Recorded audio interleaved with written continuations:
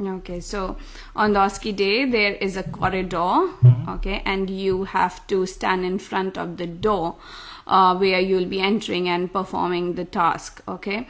So as soon as the buzzer hits, you have to enter that room, and then you get 3 minutes of time to read about the scenario or the task, and then 10 minutes to perform the task.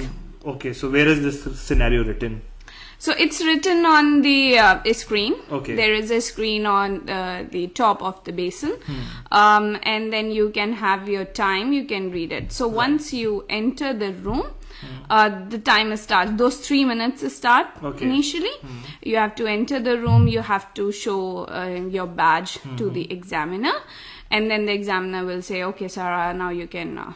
Have a look at the scenario, you can read it, and then you will read it, you will have a look around what's there, what they have given you to perform the task, and then start repeating the steps in your head, whatever you'll be performing in the next 10 minutes. Okay, so you use that 3 minutes to actually repeat all the steps and prepare for it? Yes, absolutely. So first I'll read the case, Right. then I'll have a look around what they have provided me in order to perform that task, and then I'll start repeating the steps in my head. So that's a good, first of all read it, then observe what's around, and then repeat the steps in your mind. Absolutely, it helped me a lot. Beautiful, excellent. So as soon as those 3 minutes are over, what happens then?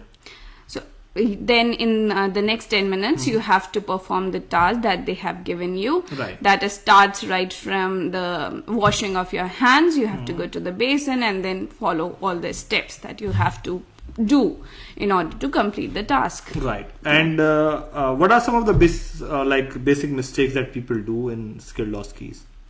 So I would say that, see, they usually think that they have got 10 minutes and they anyhow have to complete the task. Right. So they sometimes, when you panic and then you start making mistakes, Right. I would say. Yes, so you have to practice how to control your nerves in that stressful condition. I know exam is actually very stressful, but if you can control your nerves, then you can perform the task really easily in those 10 minutes. Okay, so the key is to be calm. Yes, absolutely. And it comes with the practice. Right. So wherever you are practicing, either at your home or at academy, yes, try to, make yourself calm while performing those tasks. Right. And have you seen or heard people making mistakes just because they were panicked? Yes, I have heard a lot of stories. Right. I've heard a lot about the candidates who did extremely wrong, or I should say that things went wrong for them. Yeah. So I heard that there was this one candidate who got a CPR task. So what happens there is that you get a mannequin in this task, which is lying actually on the floor. Right, okay. So while he or she is performing that task, Yep. moving haphazardly or panicking maybe, he or she fell on that mannequin. Oh no. Yes, Okay. All yes. right. So that's a big fail, right? yes, absolutely. Yeah. Because you have to control yourself. You have to. Yes. Yeah. See, you have to create a safe environment for everyone, Right. for you, for patient, for the examiner who's there. Oh yeah, the examiner is there as well. Yes, absolutely. Yeah. Yeah. And I've heard there's the second case recently where you got this X-ray task. Okay, so you get a heavy X-ray tube that you have to move in order to take the X-ray. Right. Once you set the film in the patient mouth and everything, examiner gets close to the mannequin to have a look what you have done while you are moving the tube. So you have to take into consideration that it should be safe for you. Right. It should be safe for the patient, which is actually the mannequin. Right. And also the examiner. So what happened with this guy is that I think the tube was a bit loose or something, movable, really freely movable, while he or she is moving it, trying to take the X-ray. He suddenly hit the examiner, with the tube. Oh, that's really bad. Yeah, that's a really bad fail for the guy. Yeah, and it must be very horrifying for the person Yes, as yes, well? it is, because then you panic more and things go wrong from there. Okay, so that's one big takeaway from me, is that you have to be extremely calm when it comes to performing the skilled OSCE. Skilled OSCE, yeah, absolutely. Right. I would say that most of the people go wrong because they think, as I said, that they have to complete the whole task in those 10 minutes. Right. Anyhow, they have to complete the task, turn off the lights, remove the gloves, mask, and then wash their hand, and Right. then have to leave the room. That's not actually right, because I've seen many candidates who have passed the skilled OSCE stations without coming to that point even. Oh wow, okay. Yeah. So this is something pretty new, because my understanding was that you actually have to complete all the steps to be able to pass. Yeah. So you have to complete the task. See, there is like an X-ray task, Right. or like a CPR task. These tasks, they usually finish in like 8 minutes maximum, Right. 8 to 9 minutes. If you're, even if you're taking your time, Right. okay, without panicking, without rushing. So why to rush, and then things can go wrong from Absolutely, there for yeah. you.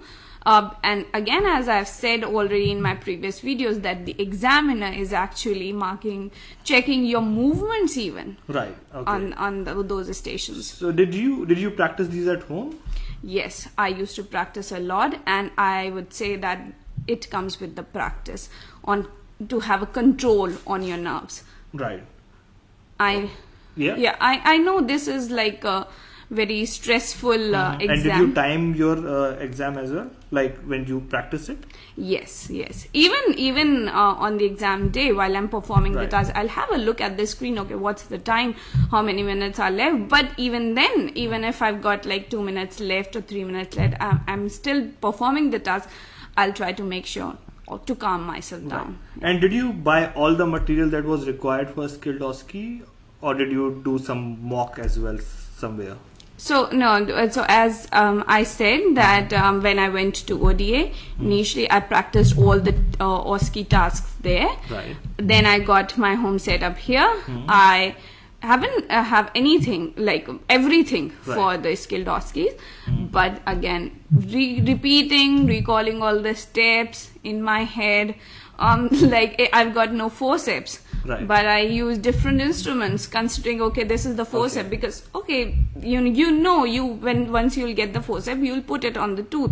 Right. That's not just like the most important step in that extraction task, but they are looking at all the steps beginning from the washing hands and everything, and putting mask, and then collecting all the stuff, putting it on the bracket table, and all the steps for that particular task. Excellent. Thanks a lot for your time. Thank you.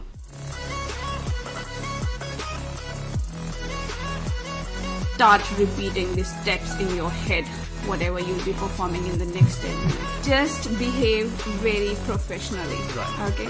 Don't behave as a student. Okay? You have already completed your degree, you have come out of college, you are already an overseas trained dentist.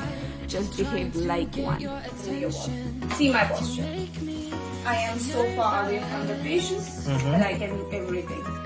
All right. Yeah. So If you have made a diagnosis of primary herpetic gingivitis, you have to say this. But then you have to explain in very simple and clear way what exactly is it.